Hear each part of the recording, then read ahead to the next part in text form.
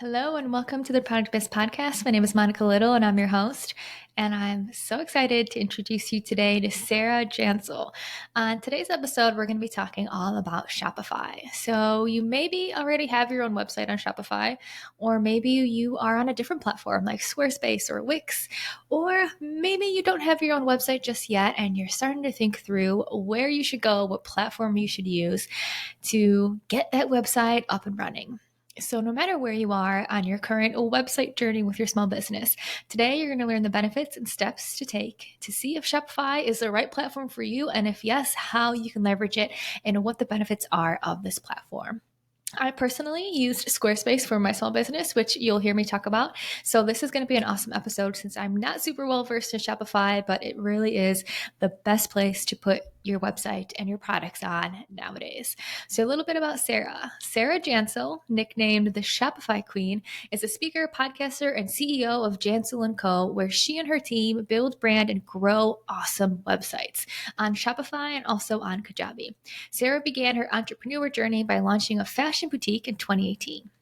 She has 25 years experience working in business operations and human resources. She worked in different corporate offices, including being the VP of People and Operations at CARFAX Canada. She holds diplomas in HR management, management consulting, and her master's of business and executive management. She is very, very impressive with her resume, as you can already tell, but she's just an incredible wealth of knowledge on Shopify. So what we're going to talk about today is why Shopify is the number one e-commerce platform for small businesses out there, the different types of functionality and capabilities that Shopify has that sets it apart from the rest, 3 steps you need to take before building a Shopify store, and also how to get started with Shopify and who you can turn to if you need support. So without further ado, let's introduce and bring on Sarah to the Product Biz Podcast. Well, hello, Sarah, and welcome to the Product Biz Podcast. I'm so excited to have you as a guest today. Yeah, thanks for having me on. I'm happy to be Oh here. my gosh, this is going to be such a fun conversation about all things Shopify. So before we jump into Shopify, I would love for you to just introduce you to the person listening. So tell us more about what you do, how you became a Shopify expert, all that fun stuff. Yeah, for sure. Oh my gosh, it's like where to start. So I actually started my career in corporate. So, I worked 20 years in business, HR, operations, and my last role was actually at a VP of a tech company, which is popular in the US. We have a lot of US listeners at CARFAX there. So, but I worked in the Canadian division, and I love that. That career lit me up for years. But there came a point when I just knew that there was something that just wasn't quite lighting me up the way that it used to. And I was really just trying to look for something a bit more creative. And so I ended up, while I was working my VP role, actually, deciding on a vacation on, you know what? I told my husband, I'm just going to start a fashion business. I'm going to do it online. I had talked about different opportunities throughout the years. And so I kind of, punny drew a line in the sand for real and said I was going to get home and do that. And so that's what I did. And I ran a fashion business for about 3.5 years. And it was still in my VP job. And really, towards the end there, 2020 of March, I had hired a coach to help me scale that business. And we all remember what happened in March of 2020. And during that time, I was really excited. I was seeing a lot of success. I was really pumped up about it. And when I finally ended up meeting up with the coach, probably I'd say like a month and a half later, our conversation started to veer off in a bit of a different direction, which was, hey, Sarah, like, I know we're here to kind of talk about some of the things that you're doing and how to kind of scale that and where you're going to go. But I actually have a few clients who really need your skills and expertise. Like, you've been working and helping people figure out how to build businesses, but now you even have a bigger skill, which is getting it online on Shopify. She's like, would you be willing to take a few clients on? So I did. And 2 clients later and 2 months later, I resigned.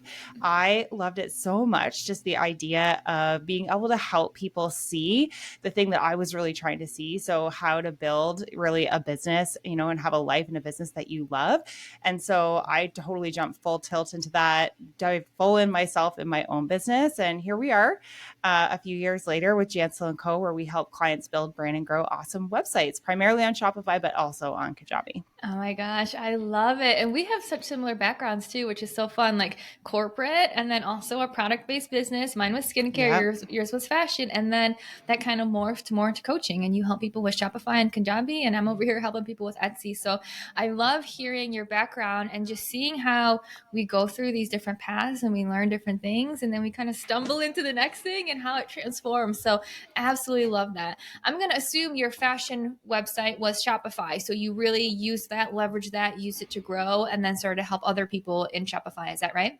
Yes, that's right. I went out and researched every platform under the sun and was brand new to all of that. And it was honestly on a whim that I was like, I feel like Shopify just has all the bells and whistles and the things that I needed to run my biz. And then I just fell in love with the platform. So it was, again, just totally by, they say, right? Like you take one step and it leads you to something. So, Yeah. Oh my gosh. I love yeah. it. Well, this is going to be a great conversation because with my small business, I use Squarespace.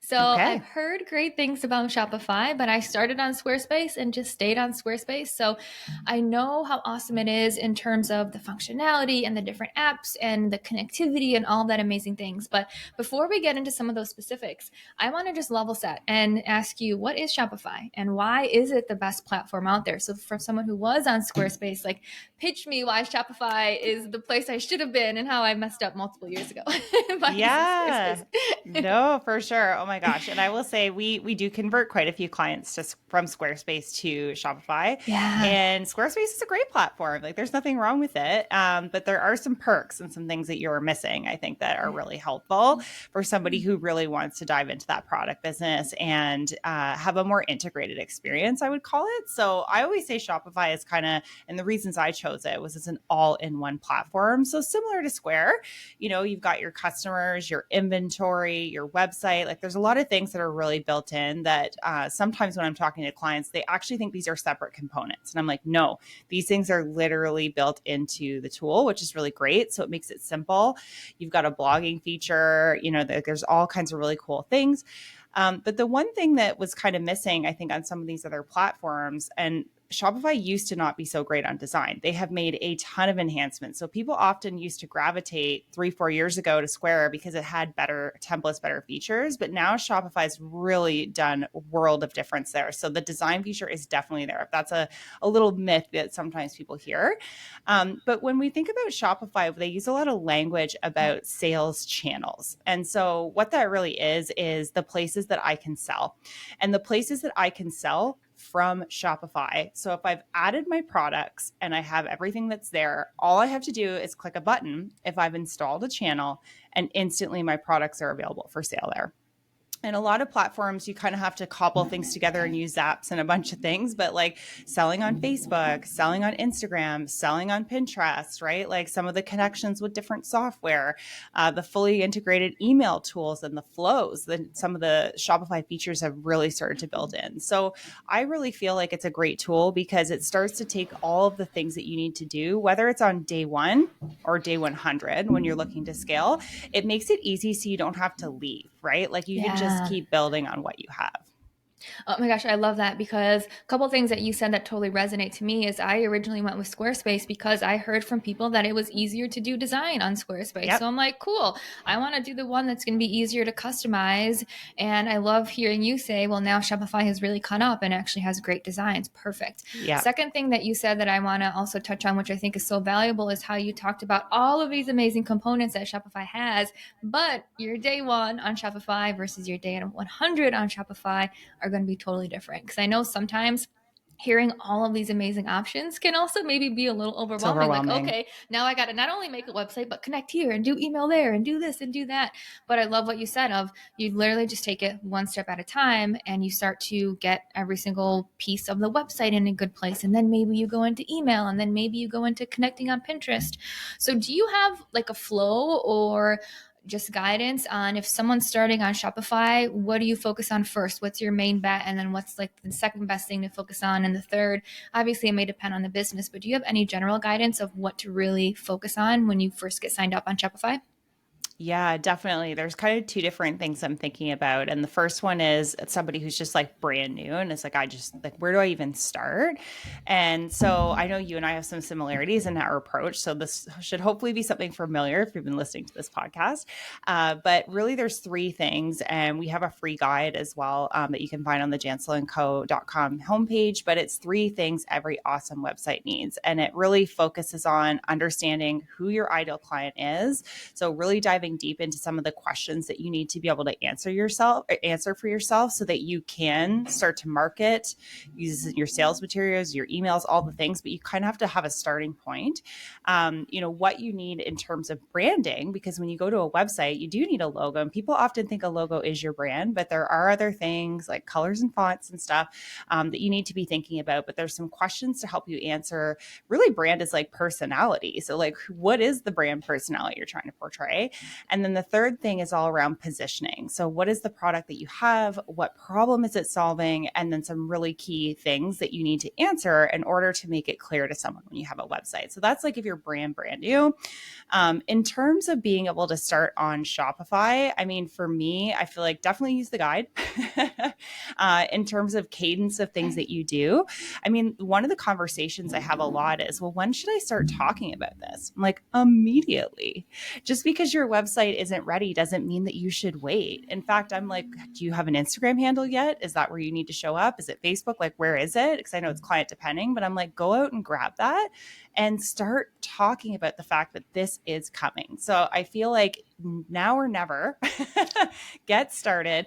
Don't feel like everything has to be done, but you want to start building a community so that when that website actually is ready, even though we don't have anything right now, you want to be able to drive people somewhere.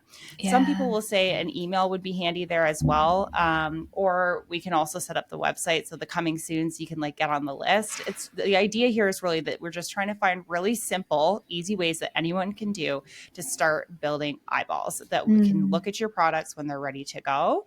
And then in terms of the website, we often almost always sell the website and some email automations to go with it. And the reason is like, it's great if you have the website and people are landing on there. Maybe they're happening organically because you've been building an audience. Maybe, you're showing up on a podcast somewhere, whatever it is. But what happens when that person actually leaves? What is the way or the reason they're going to have to actually come back? So that's where we set up a series of email automations like abandoned carts or get you on the list in a welcome series. So we're reminding people in the inbox, oh yeah, that's right, I remember Monica and her amazing skincare product. I need to go back there, right? So it's these things that we often suggest, and then you can kind of grow from there. Oh my gosh, so many good insights. I've been like writing down as you've been speaking because this is such good information. So I love how you said like number one, before you even think about your website, like that branding, those three components that you said, like who is your client? What is your branding? What problem do you solve? How are you being positioned? Those things have to be spot on. Because I know we were just chatting about this on your podcast, and you said something like a lot of people think like, oh, if you build it, people will come, but that actually has to be more than that. You have to have that community. And once they land on your website, it has to be selling your products for you, right? It's not just putting some random information on there. Like there's actual strategy behind what you have on your website. Definitely. Yeah. So I love how you said that. Yeah. Cool. And the other thing that you said that I wanted to also elaborate on too was like the community piece, because I think that is so important to actually get people to that website. And I love how you said, talk about your website even before it's ready, like hype it up, talk about these amazing advancements that you're making, that you're shifting to Shopify, that you're going a different route, that you're investing in your business, because people love to hear that on social media. They love to see people investing and up leveling and all that fun stuff. So I love hearing about Shopify, especially thinking of like the Squarespace where I came from, because I always tell people, if your end goal is this business, like for the long run, Shopify is going to be the place that you want to be. Because I always had an end goal of starting on Squarespace and shifting to Shopify. But now hearing you talk, it's like, just start with Shopify and take it one step at a time. Because if that's your end goal anyways, start where you want to be instead of doing this little like backwards dance that I kind of did. So it's been good to hear you mention those things. Now, one thing I do want to ask you, you talked about use the guide that Shopify has. So if someone is maybe a little bit newer to Shopify and wants to just get a feel for it, I'm guessing that as soon as you sign up, you have some insights, and it must be pretty good that you mentioned it on how to get started and things like that, right? Yeah, absolutely. I would say, yeah, you can get a free trial with Shopify, and it can be as simple or as complicated as you want it to be, like right from the get-go. So, I know we can talk about like blog features and like all the things I kind of highlighted, but it's just, I feel it's important for people to understand the capability, but we don't have to necessarily get under the hood on that. Because some Yeah. clients actually come and they're like, yeah, I really want to drive traffic from my blog. Like I'm not on Facebook or I'm not here and I have this audience and I've been talking about this thing I use. So I'm going to sell that now. And I'm like, that's an amazing strategy, right? So maybe you want to leverage that and just have a small piece of the store that's there versus someone who is like, no, I'm going to build a whole brand. Like I'm going to have a whole website there and there's things I want to sell. And maybe I have an Etsy store, but like, now I've got some things over here that I want to have if I'm going to drive them. And that's cool too. So I feel like oftentimes it's as big or as little as you want, and not to try to overcomplicate it at first. It's like stick with where you want to begin and know I don't know a single entrepreneur, myself included, who wasn't always trying to do something to improve or kind of up level or, okay, now I've done this for a few months and I'm getting some feedback. I'm going to change this. Like allow yourself some space to be able to do that. Perfect. Oh, I love it so Yeah. much. So tell me a little bit more about how you specifically work with people on Shopify. Because from my perspective, yes, love what you said of take it one step at a time. And there's going to be obviously trial and error to get it up. I know when I did my Squarespace website, I literally spent a month, I'm not kidding, a month, like all day, every day working on it, every single Mm-hmm. component. And I was like, wow, I thought this would be a lot easier. And I find myself relatively skilled in that type of stuff. So I can imagine maybe someone who's not as technical, that could obviously be extended to a much longer time frame. And now how I really coach people and work with people is like when there are experts on certain things like building your website, leverage them because then you can spend that time actually like optimizing other platforms or learning how to sell on Instagram or working on other skills that are necessary to grow a business. So tell me a little bit more about how you work with people specifically on Shopify, how you work with them, what it looks like, what that process is. Because I'm just curious on all the amazing work that you do with small business Yeah. owners. Oh my gosh. And you hit the nail on the head because I will say, like you, I mean, I obviously was fairly technical or considered myself that. And thank God for YouTube University because otherwise, right, as simple as it is, I would say I'd never built a website before. So, like, I understood what I wanted. I knew what I wanted to do about my product, but I was also focused on like a million other things, like procuring the stuff that I needed to sell and thinking about how I wanted to position that and taking photos and like, all this stuff. And so, I feel like for me, it was a long drawn out process as well. So, if that isn't something that you're going to enjoy, definitely consider consulting someone, getting a quote, talking to them about it. The way we do things is a little different because we are very invested in making sure that our clients have a good leg up and they are ready to start. And so some of the things I was talking about with our freebie are actually things that we do on an initial consult. So we'll talk to clients about what it is that they're looking for. And we do immediately, if they're on board for the service, we do an immediate call and we dive into a lot of questions around this. And we pull out a lot of what I like to call the gold nuggets that we're going to use on the website. So if you haven't thought that far ahead, we will help you do that Yeah. because this is a service. We are going to help you bring some of those things out. And we're really just trying to be that other set of eyes that maybe isn't as close to the product. Because I know as business owners, we often get super close where it's like, oh, okay, so you're trying to do this. Have you thought about that? Right. So we can make some sort of on the fly recommendations. And then really we just need to gather some assets from the client. And I know you tend to work with the more established clients. So some things we need are like, bio, obviously some information about the product, their brand, like logo colors, things like that. There's not a whole lot more that we need once we've had that intake call to kind of get things started. And we're looking at about a 4 to 6 week process, I would say end to end, because we'll take all of that and do a full design.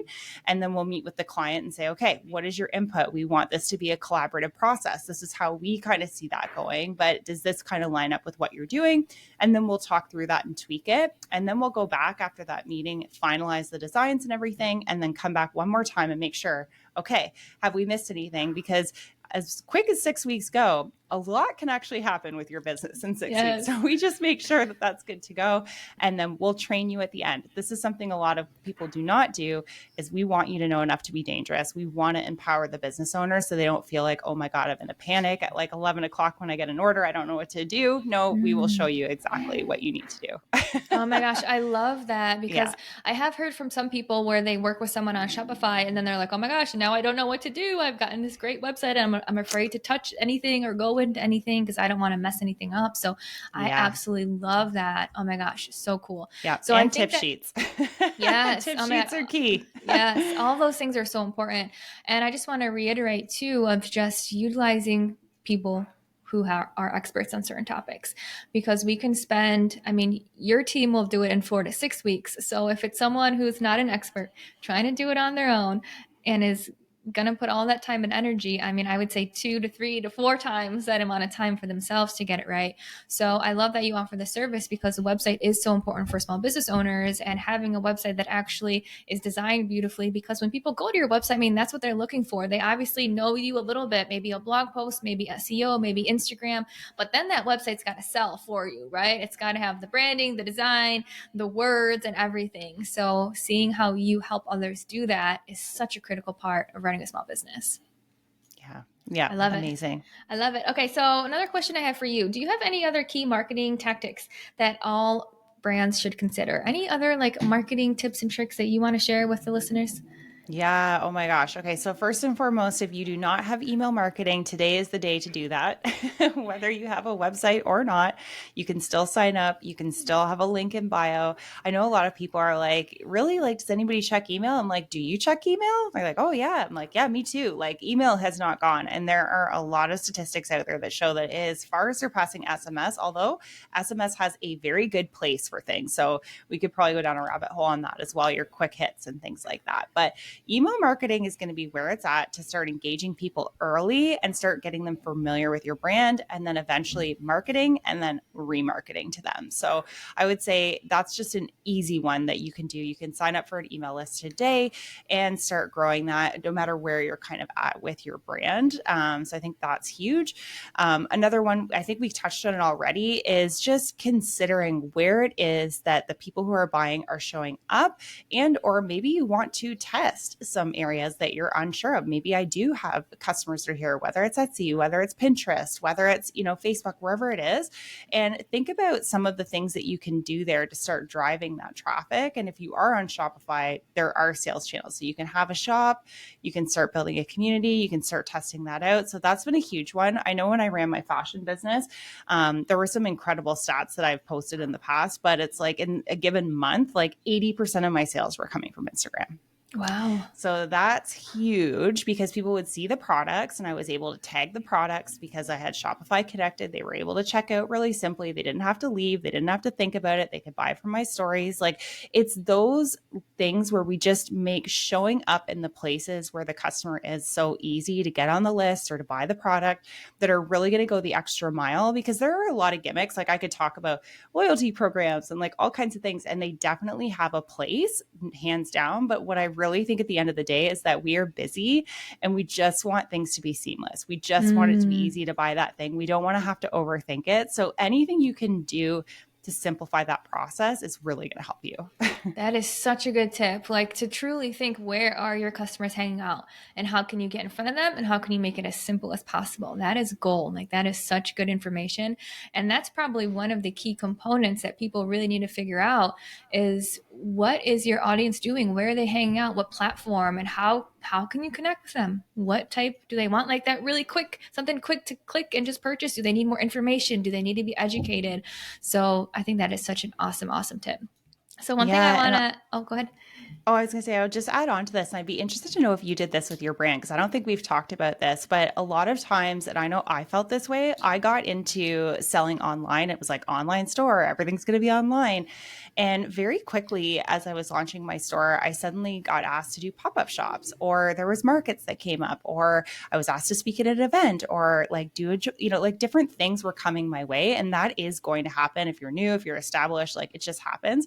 And those in-person experiences, my God, did they ever do wonders for my brand? So a lot of times when we think about a marketing tactic, we think a lot about what can I do online? But challenge yourself to extend and think past the online world, because there's something to be said about that instant credibility, or the things that you can say that you're not saying online really quickly with people, especially if it's larger audiences.